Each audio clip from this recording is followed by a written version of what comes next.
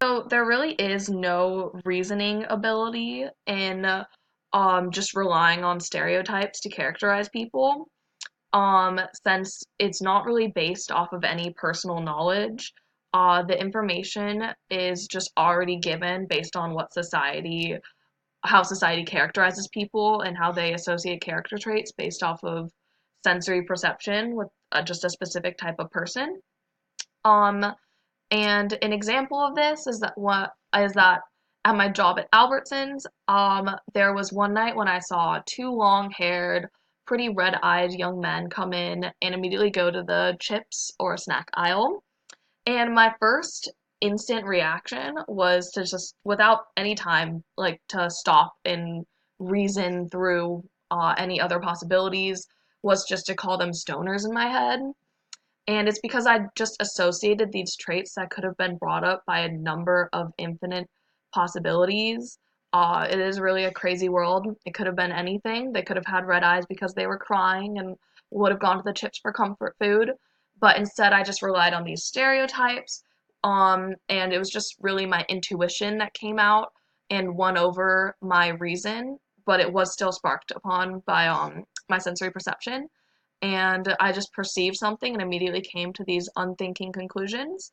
And it would be an ethical standard to not stereotype, but at the same time, it's kind of ironic because everybody does it still.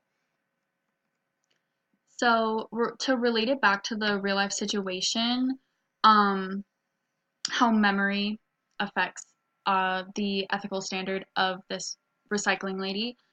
Personal knowledge of witnessing poverty can be sought out in people's memory. And also, memory produces emotional responses of pity and sympathy. And when people recall their personal memories, this evokes a type of emotional and reasonable response that determines the composition of ethical standards. It also produces a reasonable response because of the shared memories of the knowledge of the economic and environmental benefits of recycling. Like when I have memories of going to the recycling plant with my mom, and I had good memories of this. So when I saw the recycling lady doing this in Annie's neighborhood, I didn't have a bad judgment of this lady in an ethical way, whereas someone who doesn't have my memories, like I do with my mom, they would view and make a decision on this ethical situation differently than I do because of my memories that I have. And sensory perception again plays a role in just the original example with the recycling lady. Uh, the sight of the big bag of just this giant bag of bottles and cans that she was lugging around allows us to reason that just from the sheer quantity of what she's having to carry around and having to walk all around the neighborhood like that, that she really is doing actual work and she really pretty much deserves the money that she's earning at that point. And the recyclables are likely to have not even been recycled in the first place, or to have not all been recycled, and nobody else was bothering to recycle them anyway. So it seems like, just from our ability to reason, that she's making money and helping the environment and not hurting anyone. So it just seems like a justified ethical standard to allow her to do this.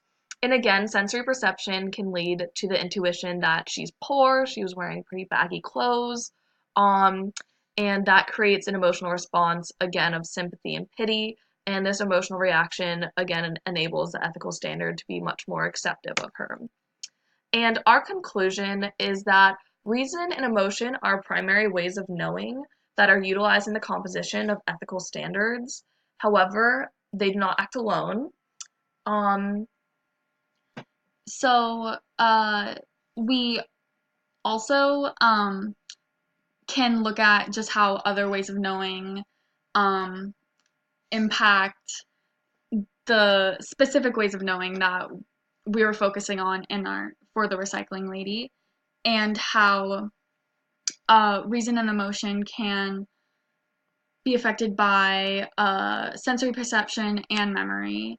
And personal knowledge of individuals and their ways of knowing that impact their ethical decisions lead to differences in ethical standards, is the ultimate conclusion, I would say.